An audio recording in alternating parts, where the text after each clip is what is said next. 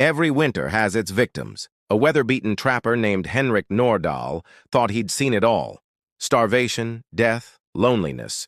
But nothing could prepare him for the small figure he found half buried in snow near an abandoned cabin. A boy, barely 8, clutching something wrapped in a torn blanket. When Henrik lifted the bundle, his heart froze colder than the storm. Inside lay the boy's younger brother, lifeless. Through cracked lips and trembling hands, the child whispered the words that would change everything. That moment pulled Henrik into a story far darker than any storm. A story of betrayal, hidden crimes, and the lengths one man will go to protect a child who's already lost everything. If stories like this grip your heart, don't forget to like this video, subscribe for more untold true legends, and share it with someone who loves history that feels alive. Every week, we uncover forgotten human stories of courage, tragedy, and redemption that remind us what it really means to survive.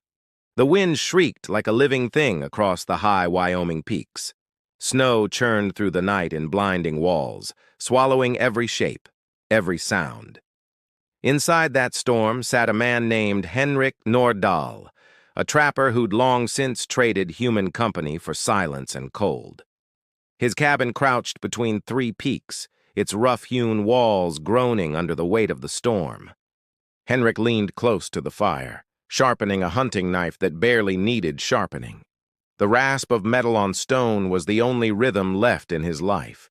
He told himself he liked it that way, quiet, predictable, safe from the heartbreak that had once burned everything he loved.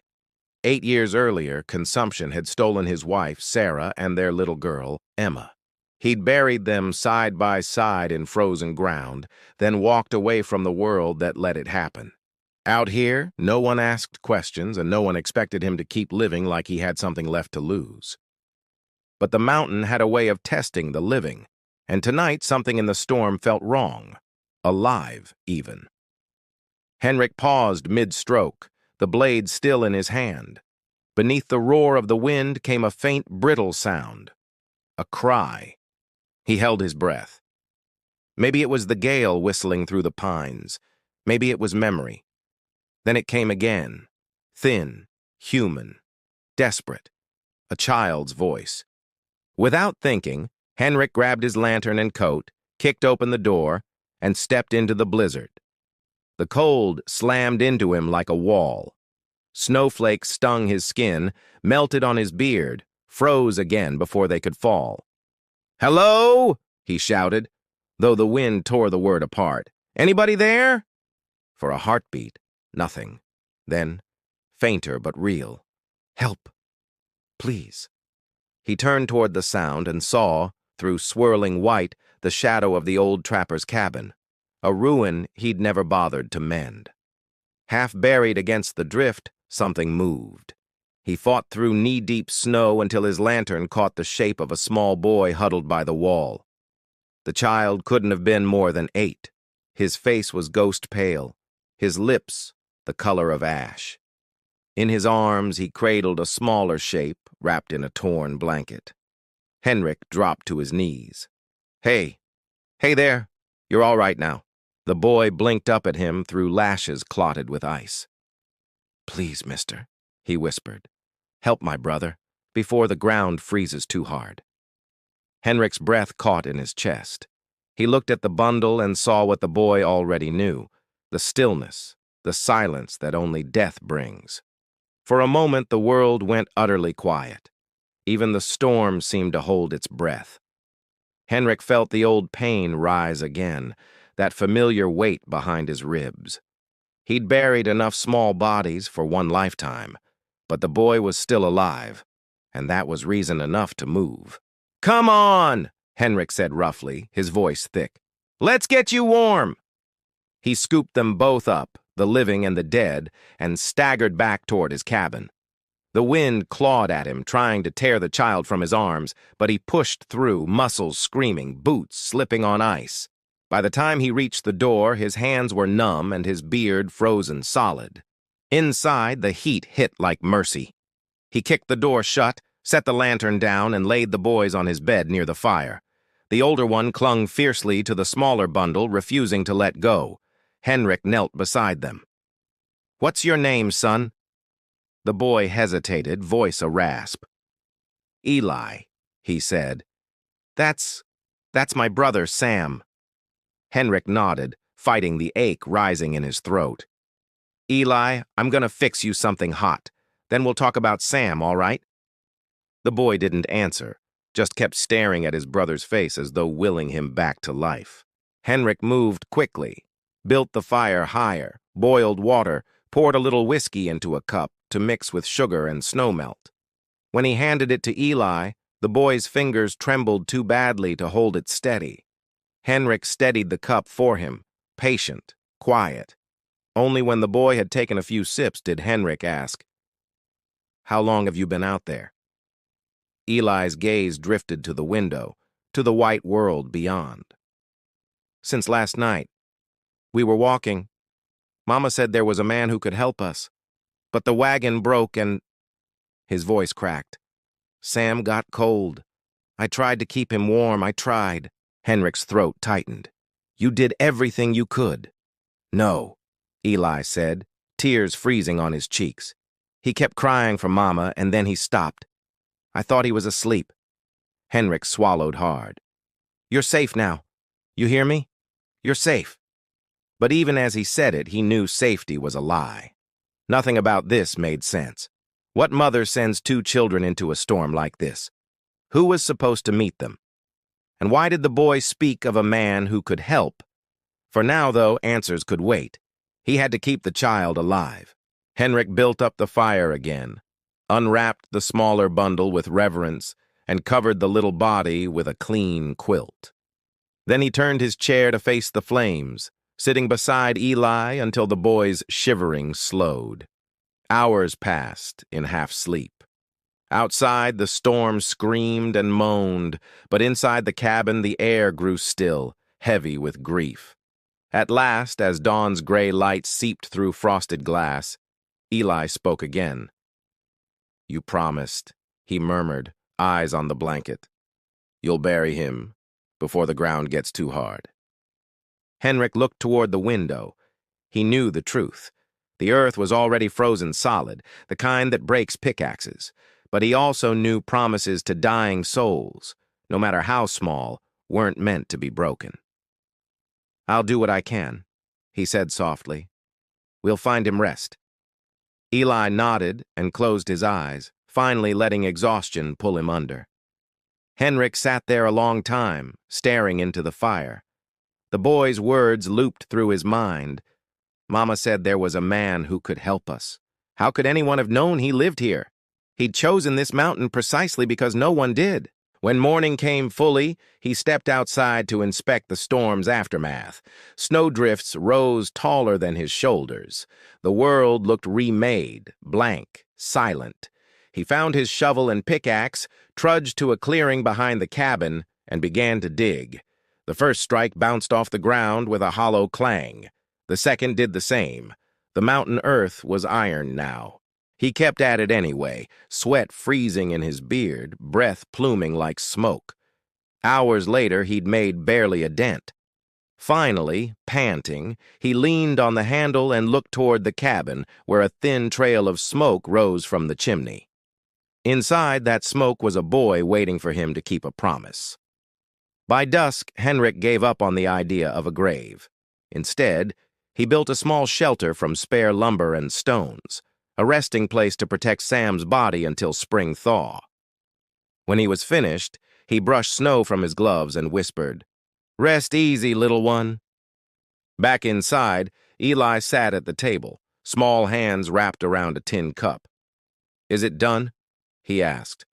"For now," Henrik said. "Come spring, we'll give him a proper place." Eli nodded, silent tears cutting clean lines down his dirty cheeks. Henrik ladled out stew, beans, salt pork, whatever he had left, and sat opposite the boy. The quiet stretched between them, fragile as glass. Then Eli looked up. "Mama said bad men were coming. She said we had to run. Henrik set his spoon down slowly. Bad men? Eli nodded. She said they hurt Papa because he tried to stop them from doing wrong things. She said if they found us, they'd hurt us too. A chill that had nothing to do with the weather crawled up Henrik's spine. Do you know what your papa did? He was a lawman, Eli said simply. He helped people. Henrik stared into the fire. Lawman. The word landed like a ghost from his own past. Once he'd been one too, a deputy back in Minnesota before grief drove him into exile. He knew what it meant when bad men wanted lawmen dead. Outside, the wind shifted. The storm was ending, but the real danger was just beginning. Henrik leaned back, eyes narrowing as if trying to see through the cabin walls to whatever waited beyond the snow. Eli, he said quietly, you and I are going to be just fine. But from now on, no one, not a soul, needs to know you're here. Understand? The boy met his gaze, and for the first time that night, something like trust flickered there. Henrik added another log to the fire. The flames climbed higher, painting the walls in gold and shadow. The wooden cross he'd carved years ago sat on the mantel, its surface catching the light. He looked at it and thought about all the graves he'd left behind, and all the ones he'd promised not to dig again. But some promises weren't meant to be kept. Outside, the storm's last gust whispered past the cabin like a sigh of warning. Inside, a lonely man and a lost child faced each other across the fire. Two survivors bound by grief, about to uncover a truth buried deeper than the snow itself. And though Henrik didn't yet know it, that night's rescue had set something in motion, something that would drag him back into the world he'd sworn to leave behind. Morning came gray and still. The storm had passed, but its silence felt heavier than its roar. The mountains lay buried beneath a new white world, smooth, unbroken, as if creation itself had pressed reset. Henrik stood at the window, breath fogging the glass. Outside, the snow glowed pale gold in the first light. Behind the cabin, a small mound marked where little Sam lay under his makeshift shelter of wood and stone. The old trapper had faced death before, but never like this. Never while looking at a child sitting by his fire, alive but hollowed out by loss. Eli was awake now, wrapped in Henrik's spare coat, his small hands cupped around a tin mug. The heat painted color back into his cheeks, but his eyes remained distant, watching something only he could see. Henrik brewed coffee, thick as tar, and slid a cup toward the boy. Eat something, he said gently. Eli nodded but didn't move. His gaze drifted toward the door, to the pale line of light seeping beneath it. You promised, he murmured. Henrik set down his cup. I remember. I kept it best I could. Eli nodded slowly, lips pressed tight. Thank you. They ate in silence. Only the hiss of the fire and the occasional crack of cooling wood broke the stillness. After a while, Henrik said, You said your mama sent you to find someone. Someone who could help. The boy nodded.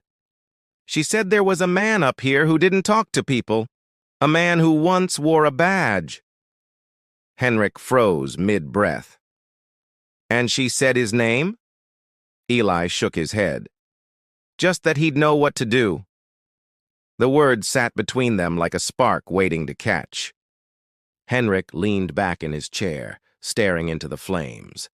There weren't many who remembered his past life as a deputy, certainly no one who should have known where to find him, and yet this child, in the middle of nowhere, had somehow walked straight to his door. Coincidence didn't come that neatly wrapped. He watched the boy quietly for a long time, then asked, You said your papa was a lawman too? Eli's fingers tightened around the cup. Yes, sir. Sheriff Edward Whitfield. Everyone liked him, but some men didn't. The name struck a faint bell in Henrik's memory, a story he'd read years ago on a faded newspaper from Cheyenne. Territorial sheriff dies in riding accident amid corruption rumors. At the time, he hadn't cared enough to remember the details.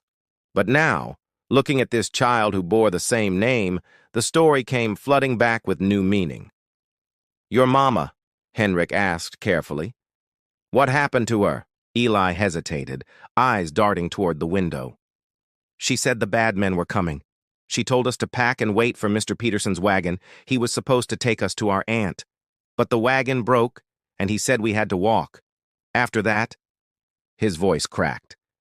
"After that, it was just us." Henrik's instincts, honed by years of reading truth from faces, told him there was more, details buried under trauma and fear. But he let it rest for now. The boy needed safety before he needed interrogation. That afternoon, while Henrik mended the woodpile, Eli sat at the table drawing shapes in a patch of frost on the window. When Henrik came inside, the boy pointed toward the distant ridgeline. "That way," he said quietly. "That's where we came from." Henrik followed his finger. The trail he indicated ran through terrain so harsh it would break most men, let alone 2 children in winter. "You crossed those peaks?" Eli nodded. "Mr. Peterson said it was shorter." Henrik frowned. Either the man was insane or lying. As the day faded into dusk, the mountain air turned glass-sharp again. Henrik added wood to the fire, and the cabin filled with amber light. Eli, drowsy from warmth, watched the flames dance. "Do you believe in ghosts, Mr. Henrik?" The question came so suddenly it startled him. Henrik looked over. "Ghosts?" Eli nodded. "Mama said sometimes people stay behind when they can't rest yet, that they try to finish something." Henrik's eyes drifted to the wooden cross on his mantel. "Aye," he said softly. "I reckon she was right." Eli stared into the fire a long while before speaking again.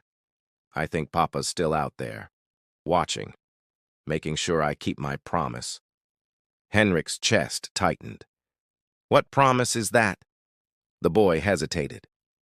"To give Mama the thing he hid, the thing that made the bad men angry." Henrik straightened. "He hid something?" Eli reached into his coat pocket and pulled out a small ring wrapped in cloth. "This was in my clothes. I don't know what it means." Henrik unwrapped it carefully. The silver was tarnished, the engravings delicate. E.W. and M.R. Edward Whitfield. Margaret Rose, his wife's ring. Henrik's pulse quickened. This wasn't just a family trinket. It was proof of identity and possibly something more. He examined the band closely. On the inside rim, almost invisible, was a faint series of etchings, numbers, coordinates. "Did your mama ever say where you were supposed to take this?" he asked. Eli shook his head. "Just that it was important. That if she couldn't come, I should show it to the man who could help." Henrik turned the ring over again. "Your papa, did he ever talk about his work? What made those men angry?" Eli nodded. "He said they were stealing things. Land, money, food meant for soldiers. He said he found papers that proved it. Then one night, Mama screamed. There was shouting outside. Papa told us to hide in the cellar. When I came out," he swallowed hard. "He was gone, and the house smelled like fire." Henrik felt the hairs rise on his arms. That story matched the whispers he'd once heard, that Whitfield had been silenced after discovering corruption reaching into the territorial government. If true, the men responsible wouldn't stop until every piece of evidence and every witness was erased. And now, one of those witnesses was sitting in his cabin, alive. That night, after Eli fell asleep, Henrik studied the ring under lamplight. The coordinates engraved inside seemed to point to somewhere west of Willow Creek, the very trading post where Henrik occasionally sold his furs. He stared at the map spread across his table, tracing the numbers with a calloused finger. If he was right, the location matched an old mine, abandoned for decades, a perfect place to hide something you didn't want found. He glanced toward the bed where Eli slept curled around the quilt that had once held his brother. A child who'd carried more loss than most men could bear, and now carried a secret powerful enough to get them both killed. Henrik poured another measure of whiskey and stared into the fire. He'd spent years avoiding the world's noise, convincing himself he was done fighting its battles. But fate, it seemed, had found him anyway. The mountains outside groaned under their blanket of ice, whispering like old bones. Henrik whispered back, "All right, then. If this is what you brought me, I'll see it through." The next morning dawned clear, brittle, and mercilessly cold. Henrik saddled his mule and checked his rifle, pretending he was only going to check trap lines. Eli looked up from the hearth. "Can I come?" Henrik hesitated. "You stay here. Keep the fire alive. I won't be long." But when he returned hours later, boots heavy with snow, he found Eli sitting at the table, sketching something with charcoal on an old scrap of paper. "It's our journey," the boy said proudly. "I remembered the turns." Henrik leaned in and froze. The crude drawing wasn't random. It was a map, and near the end of the path, scratched in careful little lines, was a small mark shaped like a cross. "That's where we stopped before the wagon broke," Eli said, pointing. "Mr. Peterson said the bad men might find us there, so we went through the woods." Henrik studied the map closely. The route traced trails that only trappers or lawmen would know. Hidden passes, old smuggler paths. Whoever planned that route hadn't been guessing. He looked at the boy again. "Eli, did Mr. Peterson say who sent him?" "He said Mama did, but when I talked about Papa, he looked scared." "Scared how?" "Like he wanted to tell me something but couldn't. Then that night he said we had to sleep in the wagon. I woke up and heard him talking to someone outside. A man with a deep voice. They said—" Eli swallowed. "They said the job wasn't to take us somewhere safe. It was to make sure no one ever found us." Henrik's hand clenched around the paper. The fire popped behind him, spitting sparks across the floor. That was all the confirmation he needed. The men hunting this boy weren't random outlaws. They were organized, professional, and connected to whatever corruption Whitfield had uncovered. He looked out the window at the endless snowfields and the faint trails vanishing between the peaks. Somewhere beyond those mountains, men were probably already asking questions, following tracks, or bribing traders for information. Time was running short. That night, as the wind returned with its mournful cry, Henrik packed supplies: salt pork, cartridges, blankets. He also pulled from a chest an old badge, tarnished with age. It caught the firelight just enough to reveal its engraving. Deputy Sheriff, Hennepin County. He turned it over in his hand, remembering another life. A different man. A man who once believed justice was worth the cost. He tucked it into his pocket and looked at Eli. "Tomorrow," he said quietly, "we ride west." "Why?" the boy asked. "Because your father left something behind. And if we find it, we'll know why men are willing to kill to keep it buried." Eli looked at him for a long moment, then nodded. "All right. But if the bad men come, you'll fight them, right?" Henrik smiled faintly, the kind of smile that hides an ache. "I've fought worse things than men, boy. I've fought myself." The fire cracked, sending shadows leaping across the walls. Outside, the mountain exhaled a long, low wind that sounded almost like approval or warning. Henrik blew out the lantern, leaving only the faint glow of embers. In the silence that followed, one truth settled deep inside him. The storm might have passed, but the real blizzard, the one made of secrets, guns, and blood, was only beginning. The next morning dawned sharp and blue, the kind of cold that cracks wood and freezes thought. Henrik Nordahl stood at the cabin door, staring west. The mountains ahead glimmered like walls of glass, each peak hiding miles of wilderness that had never known mercy. Behind him, Eli packed small things: a blanket, a tin cup, a few biscuits, treating the journey as if it were just another errand, not the line between survival and death. Henrik strapped on his rifle, checked the old revolver at his hip, and tucked the silver ring into his pocket. The coordinates carved inside had been gnawing at his mind all night. Something told him that what lay buried at their end would explain everything. The father's murder, the wagon's betrayal, even why fate had led this boy to his door. They rode out before noon, the mule plodding through drifts that glittered like crushed glass. For hours, neither spoke. The world was nothing but wind and snow and hoofbeats muffled under ice. By afternoon, they reached the ridge overlooking the valley that matched the ring's coordinates. Henrik dismounted, pulling out his battered map. "Right here," he muttered. "Old Marlow Mine." Eli looked up. "Is it dangerous?" Henrik smiled without humor. "Everything worth finding usually is." They tethered the mule among the trees and trudged toward the black maw of the mine entrance. The timbers sagged like old bones. Frost coated the chains that once hauled carts of ore. Henrik lit a lantern, and the walls came alive with glints of quartz and echoing shadows.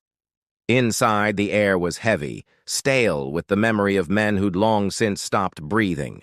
"Stay close," Henrik warned. Eli nodded, his small hand clutching the back of Henrik's coat. They followed the tunnel until it split in two, one path leading deeper into darkness, the other collapsing under a cave-in. Henrik studied the coordinates again. "Left," he murmured. "Always left." After a few dozen steps, his lantern caught something half buried in the rock, a rusted tin box wedged behind a fallen beam. Henrik knelt, pried it loose, and brushed off the dust.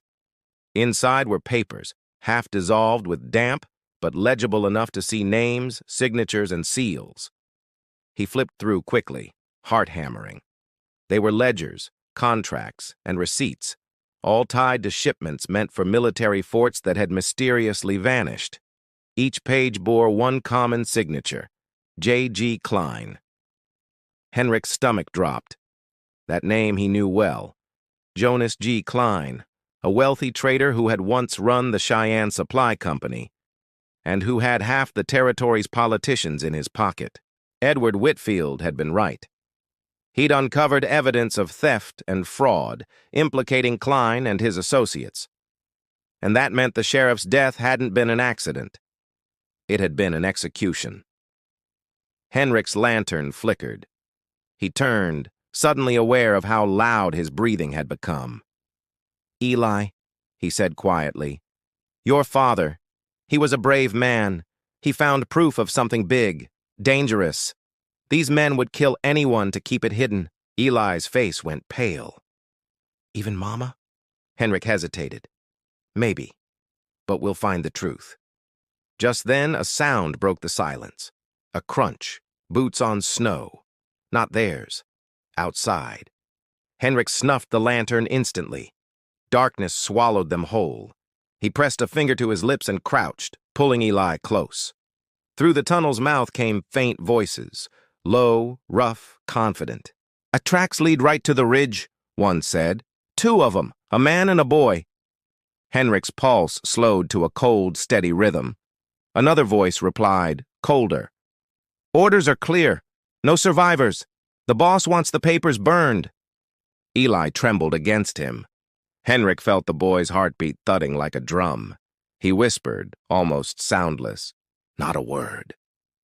When the footsteps moved closer, Henrik gripped his revolver, thumb easing the hammer back. The flicker of daylight grew brighter, shadows stretching into the mine. Two men entered, rifles raised. Henrik waited until they were 5 paces in. Then he moved. One clean motion. He shoved Eli behind a rock, swung up the revolver, and fired. The gunshot cracked like thunder in the enclosed space. The first man dropped before he hit the ground. The second spun, firing wild into the dark. Bullets ricocheted off stone, sparks dancing like fireflies. Henrik fired again. The man fell with a grunt, his rifle clattering into the dust. For a moment, nothing but ringing silence. Then Henrik heard it, the distant whinny of horses. More men. He grabbed the papers, stuffed them into his coat, and hauled Eli up. "Come on!" They ran deeper into the mine, boots splashing through icy puddles, echoes chasing them. Behind, angry shouts grew louder. Lantern light flashed against the walls, searching, hunting. Henrik's mind raced. The main shaft was a dead end. They needed another way out. He remembered old mine layouts. Some had secondary ventilation tunnels. If he could find one, there. Ahead, a narrow crevice leading upward. Barely wide enough for a man, but maybe for a man and a boy. "Climb," Henrik ordered. Eli hesitated. "I can't." "You can. Now." The boy obeyed, scrambling up the jagged stone, small boots slipping. Henrik followed, pushing him upward as shouts and footsteps echoed closer. A bullet slammed into the wall inches from his head, showering him with splinters of rock. They reached the top just as another gunshot roared below. Henrik threw himself through the gap, dragging Eli with him. They tumbled into daylight, rolling down a snowy slope behind the mine. For a few moments they lay there, panting, hearts pounding. Then Henrik sat up, scanning the ridge. The smoke from the mine's lanterns curled faintly from below, proof that pursuit wasn't far behind. "Move," he said, pulling Eli to his feet. "We can't stay." They plunged into the forest, snow crunching underfoot. The sky was dimming again, storm clouds gathering for another round. By nightfall, they reached a rocky overhang and ducked beneath it, exhausted. Henrik built a small fire, shielding it from view. Eli sat close, shivering but alive. "Henrik," he whispered, "are they going to find us?" Henrik poked the fire, sparks spiraling into the cold. "Not tonight. Not if I can help it." "But why do they want the papers?" "Because the truth's worth killing for." He stared into the flames, the weight of old ghosts pressing on his shoulders. Once, he'd worn a badge that stood for honor. But honor hadn't saved his wife. It hadn't saved his daughter. And now it was all that stood between this boy and the men who'd murdered his parents.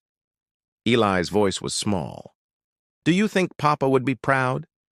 Henrik looked at him, and something inside his chest ached in a way it hadn't in years. "He'd be proud you're still standing."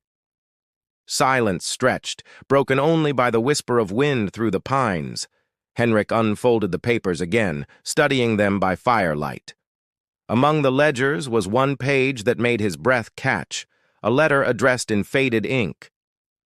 "To whoever finds this, if you are reading this, I am already dead." It was signed, Edward Whitfield. The letter detailed everything: the stolen army supplies, the names of complicit officials, and one final line: "The man behind it all hides under the name J.G. Klein, but his power reaches to Cheyenne itself.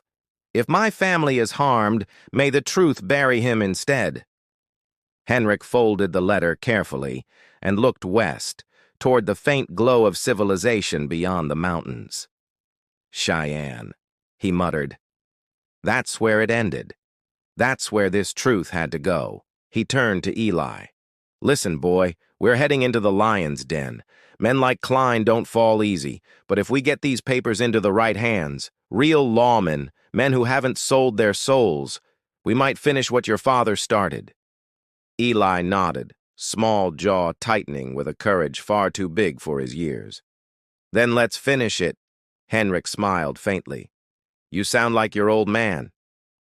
Somewhere in the distance, a wolf howled, long, mournful, and low.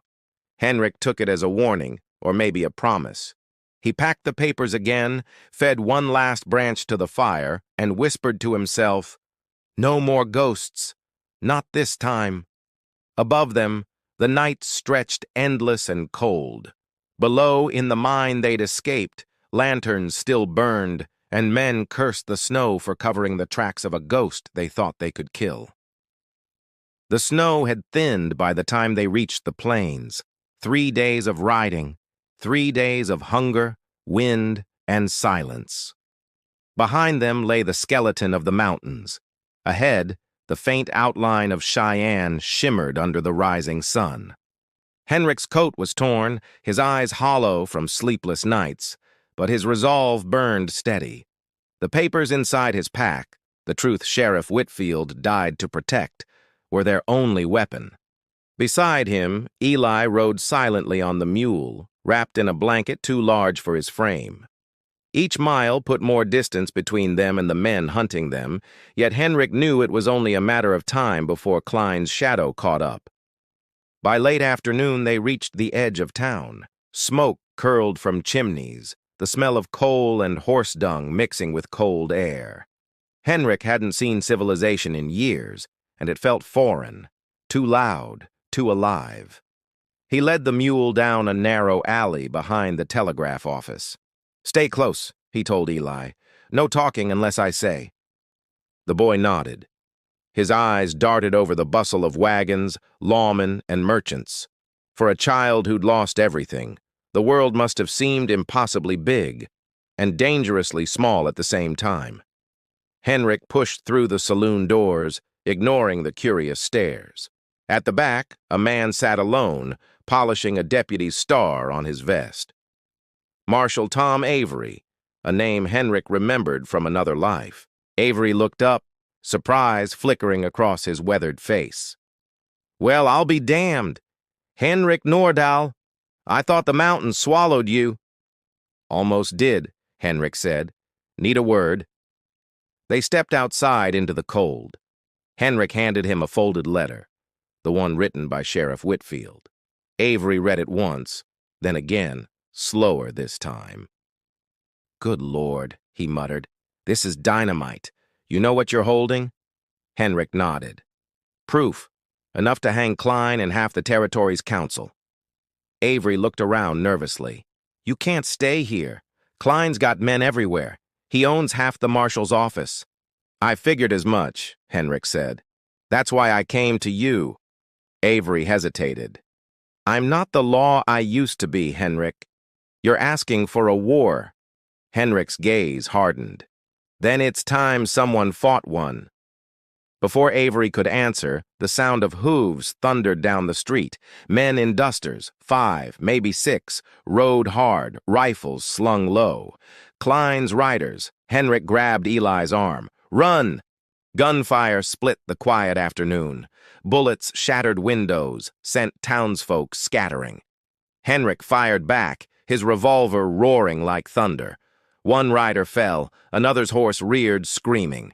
Avery ducked behind a trough, shouting, "Back alley, go!" Henrik and Eli sprinted through the smoke and chaos, cutting between buildings until they reached the telegraph office. He shoved the boy inside. "Lock the door and stay down!"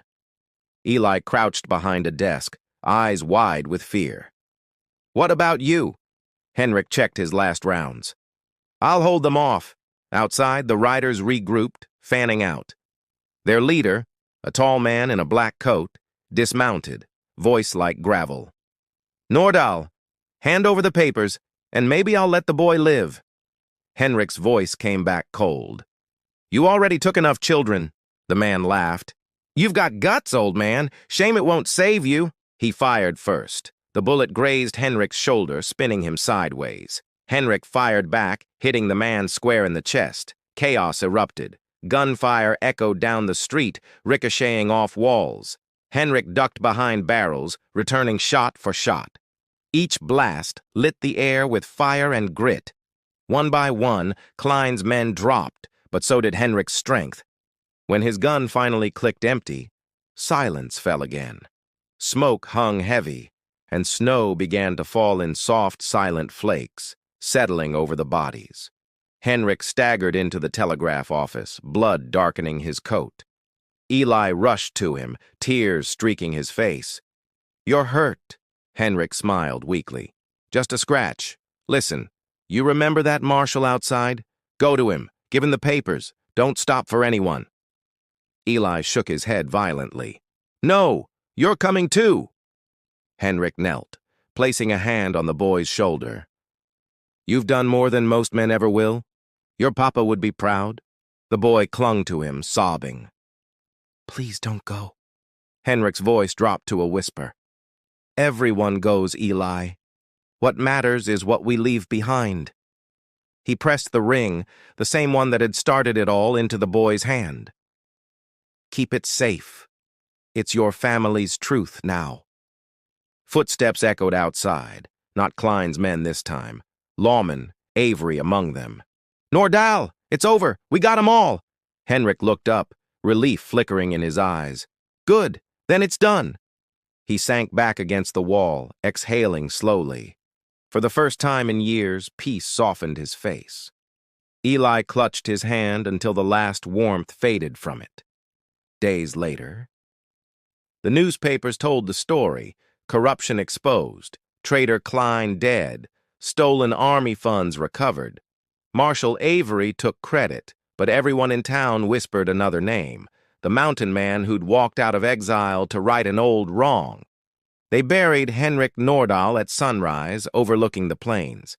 Avery read a few quiet words, then turned to Eli. He saved more lives than he ever knew. Eli nodded, eyes fixed on the horizon. He saved mine. He reached into his pocket, fingering the silver ring. The sun caught on its edge, glinting like fire. Somewhere deep in the mountains a wind stirred, whispering through the pines like the echo of a man's voice, steady, unbroken, finally at rest. And as dawn broke over Cheyenne, the world felt just a little less cold.